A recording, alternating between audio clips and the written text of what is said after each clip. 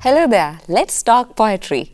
You as a beginner might have found this piece of literature a mystery, a challenge, or even a mind-boggling puzzle. In this video, we will break it down to you so that you can read, analyze, interpret, comment on and appreciate poetry, or in other words, conquer the art of reading poems. So you have a poem in hand. What shall we do? First, read, and reread. It is also a good idea to read aloud at least once or listen to a recitation of the poem. Why? Good question. Because it will give you an idea about the tone and mood of the poem. Let's hear some.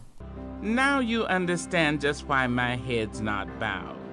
I don't shout or jump about or have to talk real loud. When you see me passing, it ought to make you proud.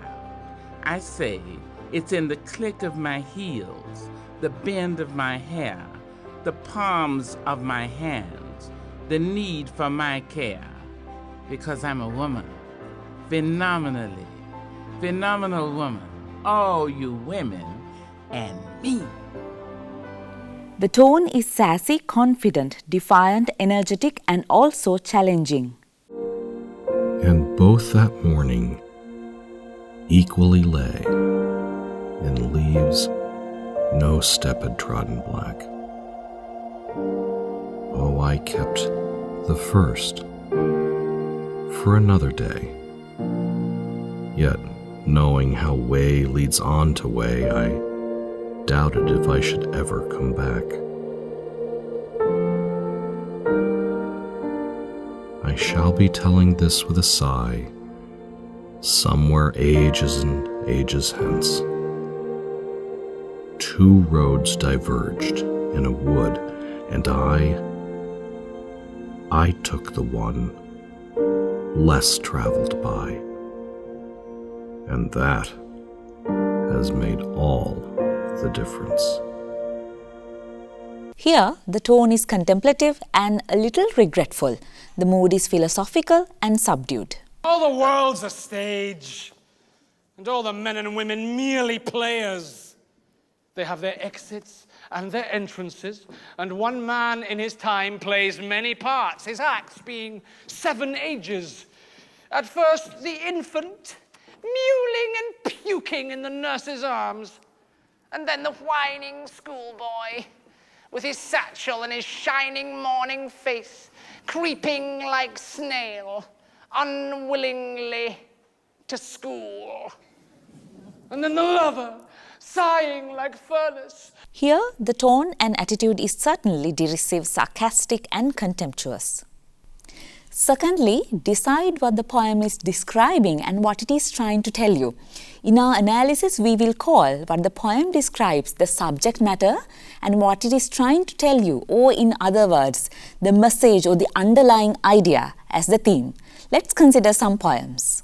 Owen's poem Dulce et Decorum Est describes a gas attack on the battlefield, and in doing so, conveys a message about the horrors of war and hollowness of patriotism.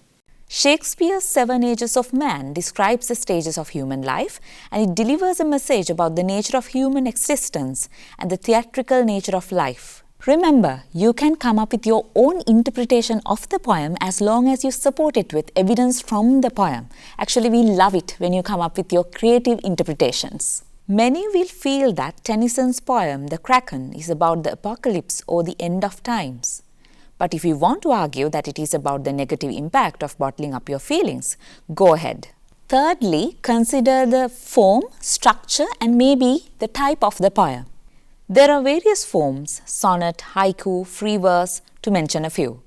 When we consider the structure, we consider stanzas, line breaks. Get to know various types of poetry such as ode, elegy, epic, ballad or narrative, lyrical, prosaic poems. Let's have a look at 2 poems. Consider them side by side. They are clearly different in structure and form. Frost's poem consists of 4 stanzas of 5 lines each, which are called quintains. There is a regular rhyming pattern, with the exception of the last line. The poem is in iambic tetrameter. Now don't panic, it's completely fine if you cannot identify the meter of a poem at this point. On the other hand, Pablo Neruda's A Dog Has Died does not follow an identifiable pattern. It is written in free verse and therefore reads like regular spoken language. We can call this prosaic. Then let's consider poetic devices, or in other words, literary techniques. Here you need to do some work on your own so that you know the most commonly used techniques in poetry. You can consider the kind of language the poet has used. Ask yourself, is the language simple, complex, technical, descriptive, figurative, lyrical, prosaic, ambiguous? When language is cleverly used, it results in sound effects. Consider if there's a rhyming scheme. This can be regular or irregular. If the same consonant letter or sound appears at the beginning of a series of words, you have alliteration. When vowel sounds are repeated in nearby words, we call it assonance. Similar repetition of consonant sounds is called consonance.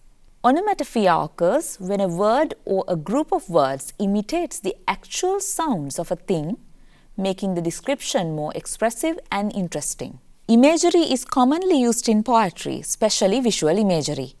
A certain group of words may give you a mental picture, make you hear a sound, imagine a smell, or even feel the taste or touch of something. You might also get a sense of movement. As you can see, these types of imagery appeal to our senses of vision, hearing, smell, taste, touch, and movement. A few other literary devices you would keep an eye out would be similes, metaphors, exaggeration, personification, allusions, repetition, and symbols. Lastly, connect dots. Consider how all these elements work together to create meaning and deliver a message. Consider the impact of literary devices you identified. Ask, how do they contribute to meaning? Does the last line of The Road Not Taken have special significance? It deviates from the rhyming scheme, and Frost also uses iambic tetrameter instead of more commonly used iambic pentameter.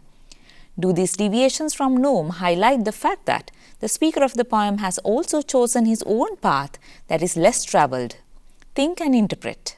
I cannot tell you enough how important this is. This is where you show your originality and skill. Okay, let's quickly recap what you have to do. Simply read and reread.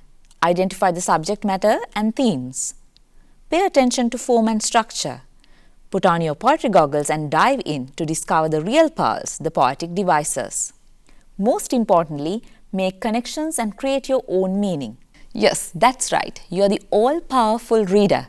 Because in a poem, there is no one meaning that you have to find. What poems mean to different people differ according to their experience, their culture, their opinions, attitudes, and so on and so forth.